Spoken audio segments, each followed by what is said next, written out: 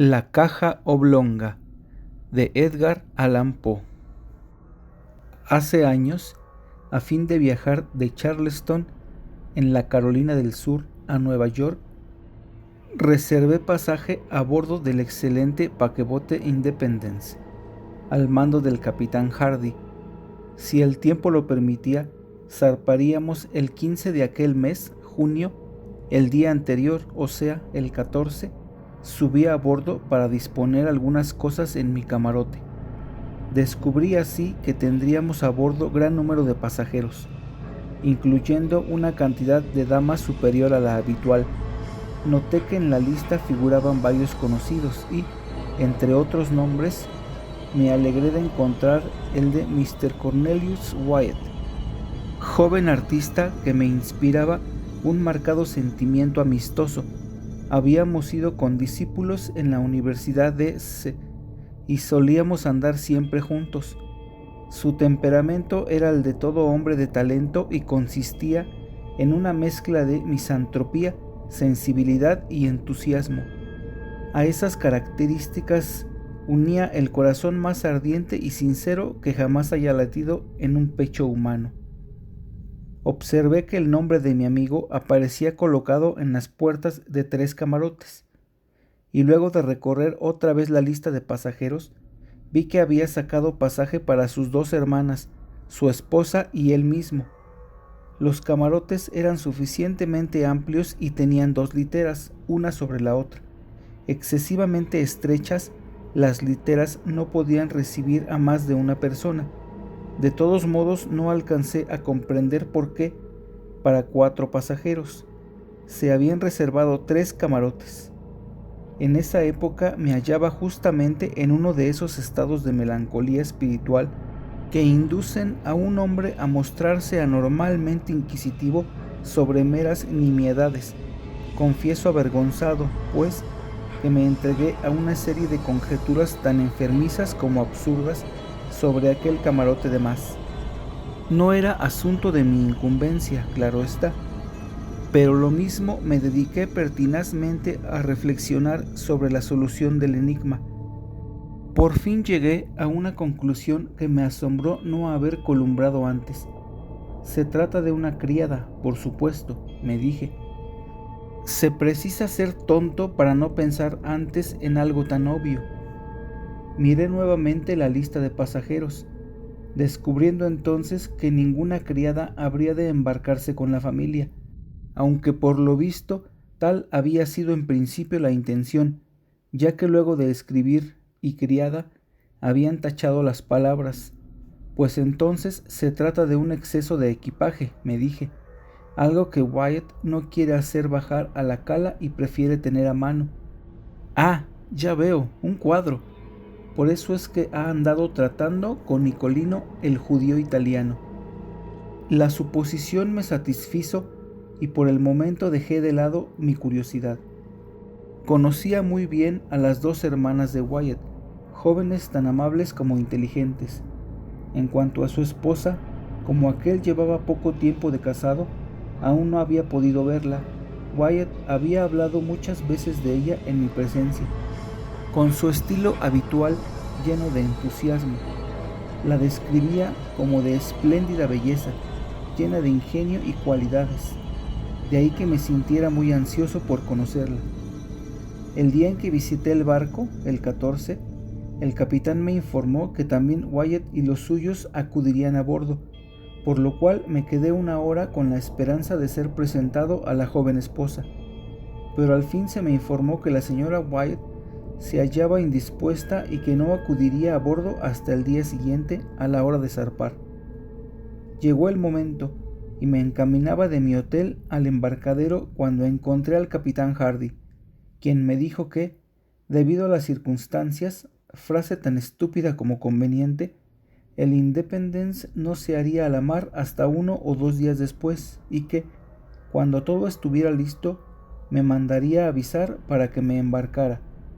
Encontré esto bastante extraño, ya que soplaba una sostenida brisa del sur, pero como las circunstancias no salían a la luz, pensé a que indagué todo lo posible al respecto. No tuve más remedio que volverme al hotel y devorar a solas mi impaciencia. Pasó casi una semana sin que llegara el esperado aviso del capitán. Lo recibí por fin y me embarqué de inmediato. El barco estaba atestado de pasajeros y había la confusión habitual en el momento de izar velas. El grupo de Wyatt llegó unos 10 minutos después que yo. Estaban ahí las dos hermanas, la esposa y el artista.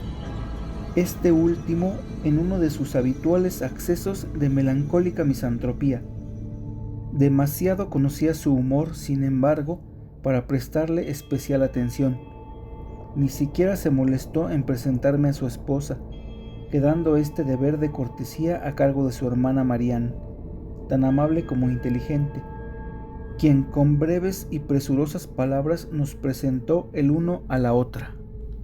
La señora Wyatt se cubría con un espeso velo y, cuando lo levantó para contestar a mi saludo, debo reconocer que me quedé profundamente asombrado, pero mucho más me hubiera asombrado de no tener ya el hábito de aceptar a beneficio de inventario las entusiastas descripciones de mi amigo, toda vez que se explayaba sobre la hermosura femenina. Cuando la belleza constituía su tema, sabía de sobra con qué facilidad se remontaba a las regiones del puro ideal. La verdad es que no pude dejar de advertir que la señora Wyatt era una mujer decididamente vulgar. Si no fea del todo, me temo que no le andaba muy lejos. Vestía, sin embargo, con exquisito gusto, y no dudé de que había cautivado el corazón de mi amigo con las gracias más perdurables del intelecto y del alma. Pronunció muy pocas palabras, e inmediatamente entró en el camarote en compañía de su esposo. Mi anterior curiosidad volvió a dominarme. No había ninguna criada y de eso no cabía duda. Me puse a observar en busca del equipaje extra. Luego de alguna demora, llegó al embarcadero un carro conteniendo una caja oblonga de pino, que al parecer era lo único que se esperaba. Apenas a bordo la caja, levamos anclas y poco después de cruzar felizmente la barra enfrentamos el mar abierto. He dicho que la caja en cuestión era oblonga. Tendría unos 6 pies de largo por 2,5 de ancho. La observé atentamente y además me gusta ser preciso. Ahora bien, su forma era peculiar y tan pronto la hube contemplado en detalle, me felicité por lo acertado de mis conjeturas. Se recordará que, de acuerdo con estas, el equipaje extra de mi amigo el artista debía consistir en cuadros, o por lo menos en un cuadro. No ignoraba que durante varias semanas Wyatt había mantenido conversaciones con Nicolino, y ahora veía a bordo una caja que, a juzgar por su forma, solo podía servir para guardar una copia de la última cena de Leonardo. No ignoraba, además, que una copia de esa pintura, ejecutada en Florencia por Rubini el joven, había estado cierto tiempo en posesión de Nicolino. Me pareció, pues, que la cuestión quedaba suficientemente resuelta. Me reí, quizá demasiado, pensando en mi perspicacia. Era la primera vez que, hasta donde podía saberlo, Wyatt me ocultaba alguno de sus secretos artísticos, pero no cabía duda de que en esta ocasión trataba de hacerme una treta y pasar de contrabando a Nueva York una magnífica pintura, confiando en que no me daría cuenta de nada. Resolví tomarme un buen desquite sin esperar mucho. Había, no obstante, algo que me fastidiaba. La caja no fue colocada en el camarote sobrante, sino depositada en el de Wyatt, donde ocupaba casi por completo el piso para evidente incomodidad del artista y de su esposa, acrecentada además porque la brea o la pintura con la cual se había trazado grandes letras emitía un olor muy fuerte, desagradable y para mí especialmente repugnante. Sobre la tapa aparecían estas palabras: Señora Adelaide Curtis, Albany, Nueva York. Envío de Cornelius Wyatt, esquina, este lado hacia arriba. Trátese con cuidado. Estaba yo enterado de que la señora Adelaide Curtis de Albany era la suegra del artista, pero consideré que éste había hecho estampar su nombre a fin de mistificarme mejor. Me sentía seguro de que la caja y su contenido no seguirían viaje a Albany, sino que quedaría en el estudio de mi misantrópico amigo en Chambers Street, Nueva York. Durante los primeros 3 o 4 días tuvimos un tiempo excelente a pesar del viento de proa, pues había virado al norte apenas hubimos perdido de vista la costa. Por consiguiente, los pasajeros estaban de muy buen humor y dispuestos a la sociabilidad. Tengo que exceptuar, sin embargo, a Wyatt y a sus hermanas, que se mostraban reservados y fríos, en forma que no pude menos de considerar descortés hacia el resto del pasaje.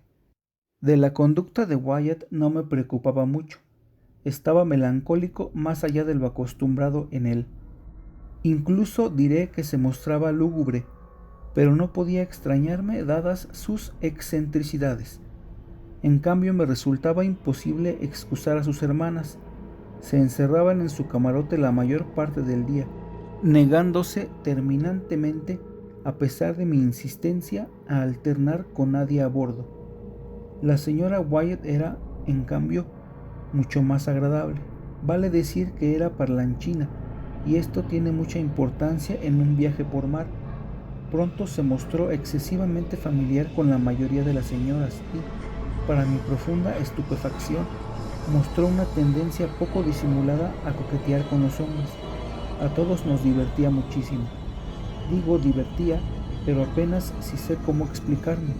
La verdad es que muy pronto advertí que la gente se reía más de ella que por ella.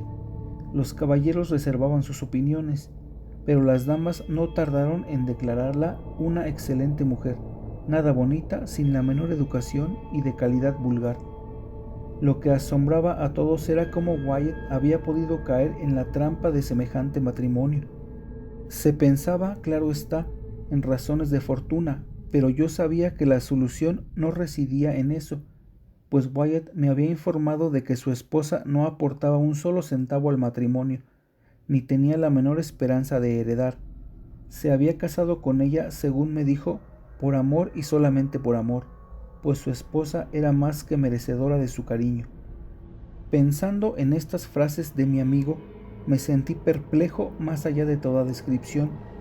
¿Podría ser que estuviera perdiendo la razón?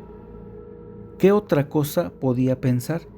Él, tan refinado, tan intelectual, tan exquisito, con una percepción finísima de todo lo imperfecto, con tan aguda apreciación de la belleza. A decir verdad, la dama parecía muy enamorada de él, especialmente en su ausencia, y se ponía en ridículo al citar repetidamente lo que había dicho su adorado esposo, el señor Wyatt. La palabra esposo parecía siempre, para usar una de sus delicadas expresiones, en la punta de su lengua. Pero entre tanto todos advirtieron que él la evitaba de la manera más evidente y que prefería encerrarse solo en su camarote, donde bien podía decirse que vivía, dejando plena libertad a su esposa para que se divirtiera a gusto en las reuniones del salón. De lo que había visto y oído extraje la conclusión de que el artista, movido por algún inexplicable capricho del destino, o presa quizá de un exceso de pasión tan entusiasta como fantástico, se había unido a una persona por completo inferior a él, y que no había tardado en sucumbir a la consecuencia natural, o sea, a la más viva repugnancia. Me apiadé de él desde lo más profundo de mi corazón, pero no por ello pude perdonarle el secreto que había mantenido sobre el embarque de la última cena. Continué, pues, resuelto a saborear mi venganza. Un día subió Wyatt al puente y, luego de tomarlo del brazo como era mi antigua costumbre, echamos a andar de un lado a otro. Su melancolía, que yo encontraba muy natural dadas las circunstancias, continuaba invariable. Habló poco, con tono malhumorado y haciendo un gran esfuerzo. Aventuré una broma y vi que luchaba penosamente por sonreír. Pobre diablo. Pensando en su esposa, me maravillaba que fuera incluso capaz de aparentar alegría. Pero, finalmente, me determiné a sondearlo a fondo, comenzando una serie de veladas insinuaciones sobre la caja oblonga, a fin de que, poco a poco, se diera cuenta de que yo no era para nada víctima de su pequeña mistificación. Con tal propósito, y a fin de descubrir mis baterías, dije algo sobre la curiosa forma de esa caja, y al pronunciar estas palabras le hice una sonrisa de inteligencia, le guiñé un ojo, todo esto mientras le daba suavemente con el dedo en las costillas. La manera con que Wyatt recibió tan inocente broma me convenció al punto de que se había vuelto loco. Primeramente me miró como si le resultara imposible comprender el ingenio de mi observación, pero a medida que mis palabras iban abriéndose lentamente paso en su cerebro, los ojos parecieron querer salírsele de las órbitas. Su rostro se puso escarlata, luego palideció espantosamente y, como si lo que yo había insinuado le advirtiera muchísimo, estalló en carcajadas que, para mi estupefacción, se prolongaron cada vez con más fuerza durante largos minutos. Finalmente se desplomó pesadamente sobre cubierta. Mientras me esforzaba por levantarle, tuve la impresión de que había muerto. Pedí auxilio y con mucho trabajo le hicimos volver en sí. Apenas reaccionó, se puso a hablar incoherentemente hasta que le sangramos y le metimos en cama. A la mañana siguiente se había recobrado del todo, por lo menos en lo que se refiere a la salud física. De su mente prefiero no decir nada.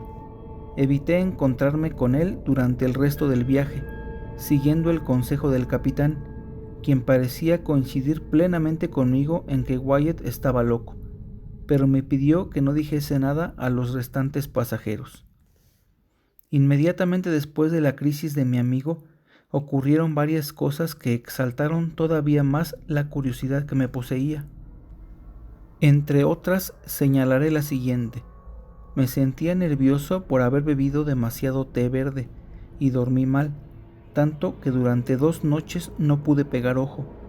Mi camarote daba al salón principal o salón comedor, como todos los camarotes ocupados por hombres solos.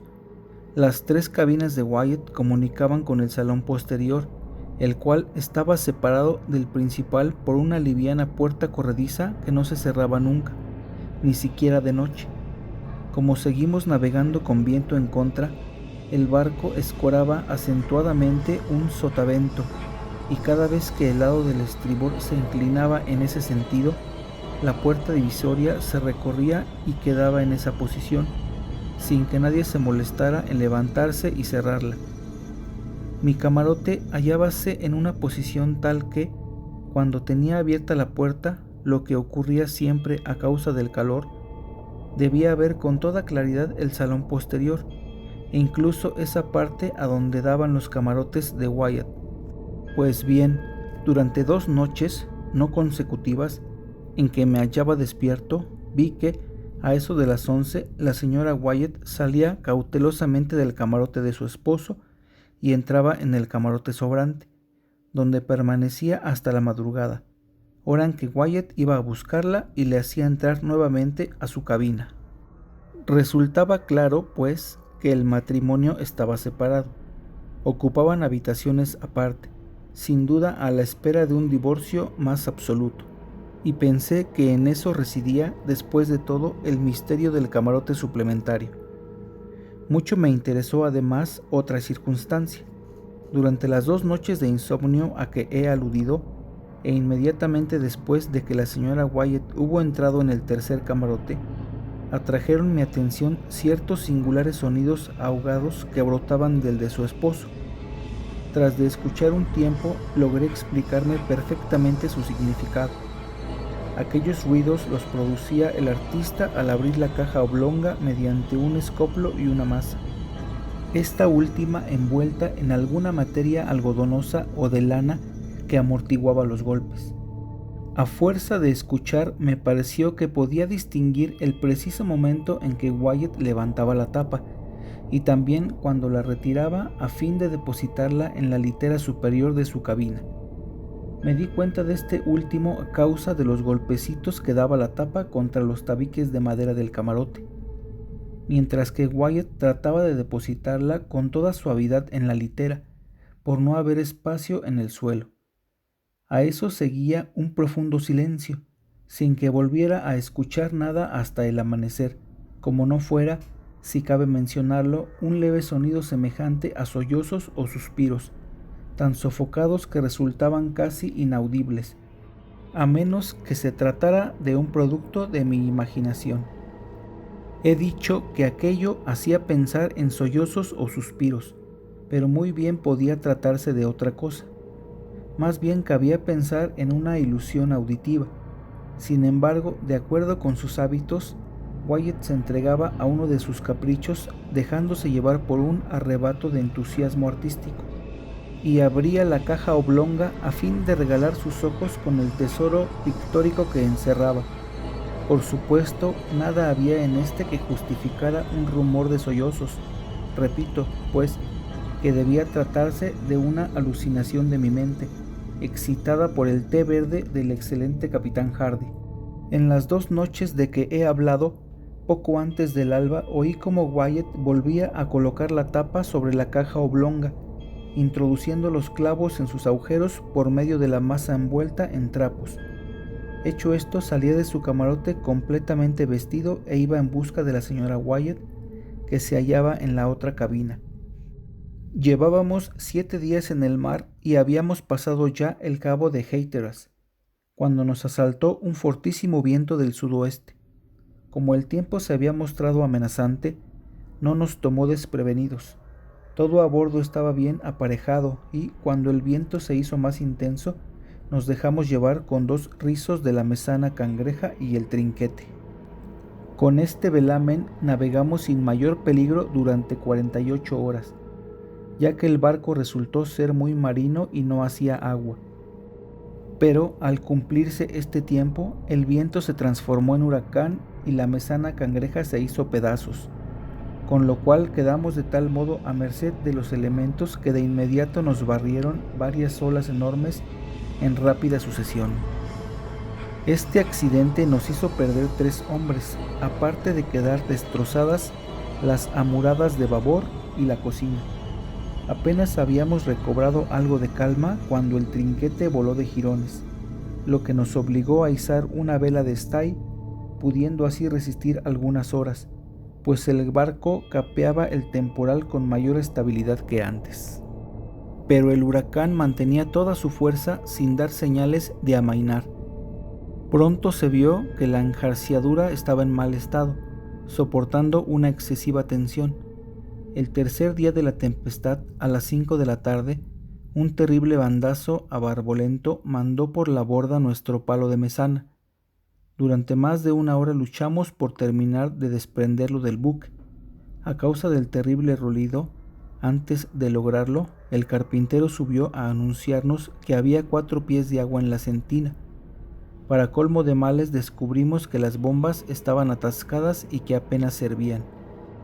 Todo era ahora confusión y angustia, pero continuamos luchando para aligerar el buque, tirando por la borda la mayor parte del cargamento y cortando los 2 mástiles que quedaban. Todo esto se llevó a cabo, pero las bombas seguían inutilizables y la vía de agua continuaba inundando la cala. A la puesta del sol, el huracán había amainado sensiblemente, y como el mar se calmara, abrigábamos todavía esperanzas de salvarnos en los botes. A las 8 de la noche las nubes se abrieron a barlovento y tuvimos la ventaja de que nos iluminara la luna llena, lo cual devolvió el ánimo a nuestros abatidos espíritus. Después de una increíble labor, pudimos por fin botar al agua la chalupa y embarcamos en ella a la totalidad de la tripulación y a la mayor parte de los pasajeros. Alejóse la chalupa y al cabo de muchísimos sufrimientos, llegó finalmente sana y salva a Ocracoke Inlet, 3 días después del naufragio. 14 pasajeros quedamos a bordo con el capitán, resueltos a intentar fortuna en el botequín de popa. Lo botamos sin dificultad, aunque solo por milagro no se volcó al tocar el agua, y embarcaron en él el capitán y su esposa, Wyatt y su familia, un oficial mexicano con su esposa y sus 4 hijos, y yo con mi criado de color. Como es natural, no había ahí espacio para otra cosa que unos pocos instrumentos imprescindibles, provisiones y las ropas que llevábamos puestas. Nadie había pensado siquiera en salvar otros bienes. ¿Cuál no sería nuestra estupefacción cuando, apenas alejados del barco, vimos a Wyatt que se ponía de pie en la popa del bote y, fríamente, pedía al capitán Hardy que nos acercáramos otra vez al barco para embarcar su caja oblonga? «Siéntese usted, señor Wyatt», replicó el capitán con alguna severidad. «Terminará por hacer zozobrar el bote si no se está quieto. ¿No ve que la borda está al ras del agua?» «La caja», vociferó Wyatt siempre de pie. «La caja, le digo. Capitán Hardy, no puede usted rehusarme lo que le pido. No, no puede. No pesa casi nada, apenas una nada. Por la madre que le dio luz, por el amor del cielo, por lo que más quiera, le imploro que volvamos a buscar la caja». Durante un momento el capitán pareció conmovido por las súplicas, pero no tardó en recobrar su aire adusto y replicó: «Señor Wyatt, usted está loco y no lo escucharé. Siéntese, le digo, o hará zozobrar el bote. Vosotros sujetadlo, pronto, o saltará al agua. Ah, demasiado tarde». En efecto, al decir el capitán estas palabras, Wyatt se había arrojado al agua, y como todavía estábamos al socaire del buque, logró, tras un sobrehumano esfuerzo, sujetarse de una cuerda que colgaba a proa.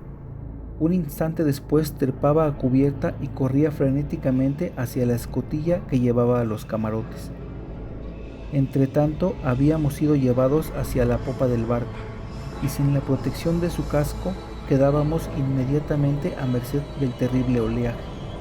Nos esforzamos por acercarnos otra vez, pero nuestro pequeño bote era como una pluma en el soplo de la tempestad.